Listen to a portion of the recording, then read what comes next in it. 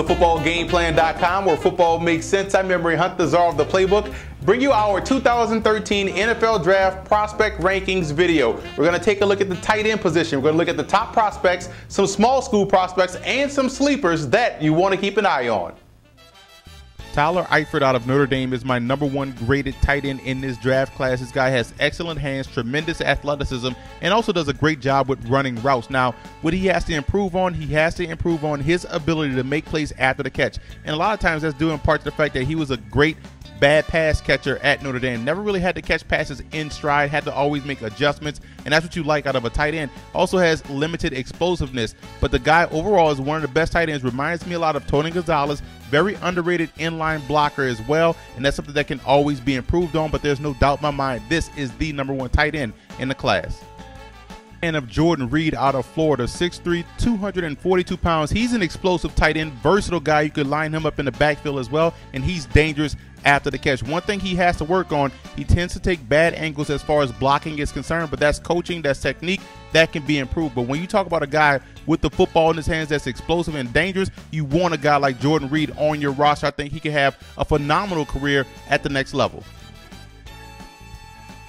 One of the more underrated tight end prospects in this draft is Gavin Escobar out of San Diego State. He's a junior that came out early, tremendous athlete, underrated acceleration, and also excels in the red zone. Now, one thing he has to improve on, he has to get better at being stronger at the point of attack as far as blocking is concerned, which is why I compared him to Jimmy Graham that plays for the New Orleans Saints. You could flex him out as a split. You could also put him in the slot, but this guy does give you those matchup nightmares if you are a defensive coordinator. So I think he's going to have outstanding career as well.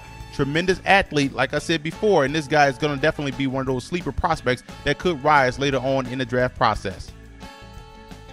Zach Ertz, tight end out of Stanford, plays the game like a wide receiver. This guy has great body control, strong hands, so he's always pulling down a tough catch and is very productive. One thing he has to improve on, he has to improve on utilizing his hands when he's running routes. That can get you caught at the line of scrimmage. You can't get off bump press as much. He's going to have to improve that at the next level. One underrated aspect about his game that no one talks about is how good of a blocker he is. So that's one thing that can help him get on the field very early, but there's no doubting his playmaking abilities with the ball in his hands. And also, I'm a big fan of Michael Rivera out of Tennessee, 6'3", 232 pounds, an excellent athlete, great hands, catches everything thrown his way, and is a very underrated blocker. Was asked to block a lot, actually, at Tennessee. He doesn't have that burst in and out of his breaks that you want to see, but this is a guy that's also dangerous after the catch, so go figure. But I like Rivera a lot, and that's why I gave him a 3rd-round grade. I gave Ryan Otten out of San Jose State a 3rd-round grade because this guy was productive. He has solid all-around game, may not be great in one aspect, but definitely good in a lot of areas, and was a very good blocker. That goes a long way at the next level. He tends to lumber in his routes and in and out of his breaks, so his quickness is not where it needs to be, but he's a dependable pass catcher. He can get open and always makes the tough catch and sacrifices his body. So I think that alone gives you an opportunity to play at the next level, which is why I like the skill sets that Otten brings to the table. Travis Kelce is the best blocking tight end in the draft. This guy reminds me a lot of Heath Miller that plays for the Pittsburgh Steelers. Not a wild type of guy, but a dependable guy. You can also flex him out. He shows athleticism. He shows tremendous versatility. So you can get creative in your offensive packages with Kelce out of Cincinnati. Joseph Fauria out of UCLA has that size that makes him an intriguing red zone option. This guy is dangerous in the red zone, also does a great job of high pointing bad passes. Now, he has to get better as a blocker. That's the one thing he has to improve on if he wants to be a consistent player at the next level.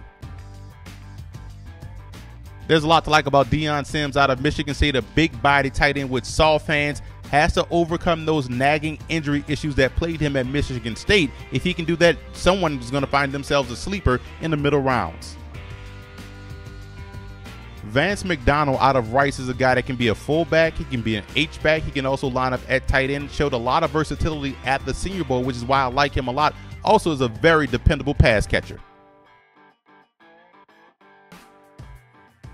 Jack Doyle out of Western Kentucky was another guy at the Senior Bowl that had a very good week. You look at a guy that's probably a number 2 tight end, a swing tight end. So this is a guy that you can put in motion. You can get him matched up on a linebacker, and he can win some of those individual battles.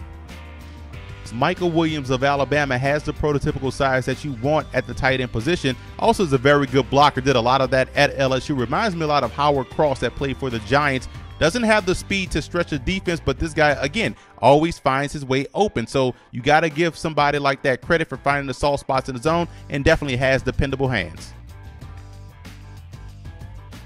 The only one small school prospect I see in this draft is Josh Hill out of Idaho State. I covered him at the East-West Shrine game. This guy was asked to play fullback, H-back, and also line up as a flex tight end. He did everything very well and also was aggressive in his run blocking. Keep an eye on Mike Shanahan out of Pitt. This guy was a wide receiver, big guy, 6'5", 235 pounds, maybe a tight end at the next level. I think he has tremendous upside, solid hands. Also has the wide receiver-like mentality where he's going to do a great job in running routes. Instantly makes him a matchup nightmare.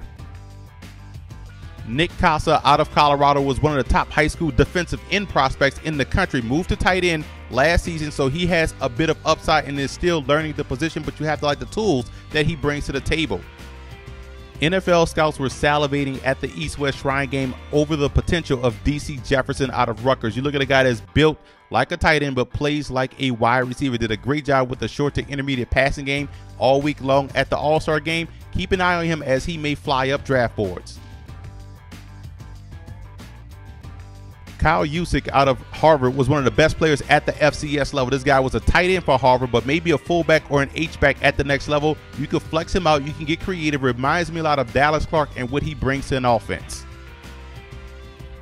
Chris Gregg out of Arkansas is a talented player. You look at a guy that reminds me a lot of L.G. Crumpler that played for the Falcons. If he can overcome those injury concerns that plagued them at Arkansas, this guy's going to be a steal for someone later on. He can line up at fullback, you see right there, an H-back, a swing tight end. You can get creative with Chris Gregg in your offense. And I'm a big fan of Lucas Reed out of New Mexico. This guy was an outstanding tight end 2 years ago. Then the next year they moved to an option offense, which he became more of a blocker, which actually helped improve his game. So you're getting a guy that can line up as a fullback, probably is going to be an H-back, but definitely has some skills to play at the next level. The one thing I like most about Philip Lutzenkirchen is his ability to block, which makes him an ideal H-back prospect, because as that second tight end or that swing tight end, you're going to have to do a great job of sealing the edge or securing that wham block. He will do a great job of that, and also is a very underrated pass catcher. He just has to overcome those injury issues. If he can do that, someone, again, just like Chris Gregg of Arkansas, will get themselves a steal.